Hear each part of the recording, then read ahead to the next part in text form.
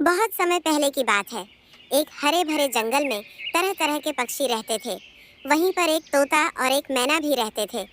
दोनों आपस में अच्छे मित्र थे, लेकिन उनकी आदतें बिल्कुल अलग थीं। तोता बहुत चतुर था, पर थोड़ा आलसी भी। उसे काम करने से ज्यादा शरारतें करना पसंद था। दूसरी ओर मैना मेहनती, ईमानदार और दयालु स्वभाव की थी। वह हमेशा सोचती, मेहनत से ही जीवन में खुशी मिलता है। तोता अक्सर मैना से कहता, अरे मैना, तू हर समय बीज बीनने और घोंसला बनाने में लगी रहती है।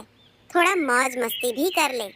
मैना हंसकर जवाब देती, तोते भैया, मौज मस्ती भी जरूरी है, पर मेहनत किए बिना पेट भरना मुश्किल है।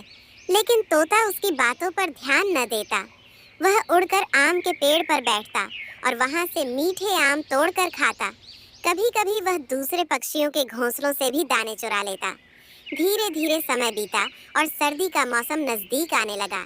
मैना ने पहले ही अपने घोंसले में घास और पत्तों का ढेर इकट्ठा कर लिया था। उसने बीज और फल भी जमा कर रखे थे, ताकि ठंड में उसे बाहर न जाना पड़े।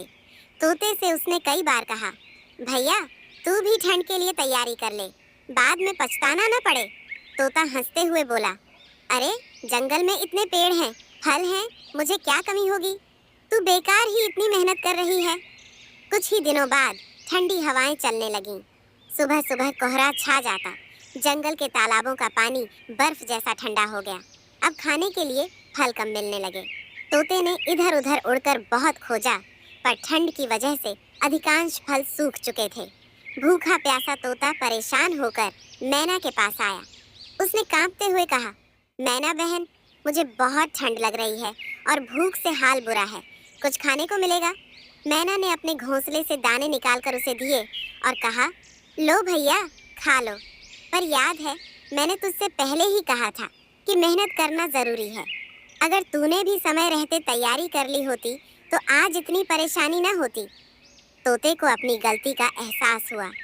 उसने शर्मिंदा होकर कहा, सच कहती हो मैना, मैं तो हर समय मजाक और शरारतों में लगा रहा। मेहनत करना सीखना पड़ेगा। उस दिन के बाद तोते ने ठान लिया कि वह आलसी नहीं बनेगा। जब मौसम सुधरा तो उसने भी मेहनत करना शुरू किया। बीज इकट्ठा करना, घोंसला बनाना और दूसरों की मदद करना, सब उसने सीख लिया। धीरे धीरे जंगल के दूसरे पक्षी भी तोते की मेहनत देखकर उसकी तारीफ करने लगे। अब तोता और मैना दोनों साथ साथ मिलकर मेहनत करते और खुश रहते।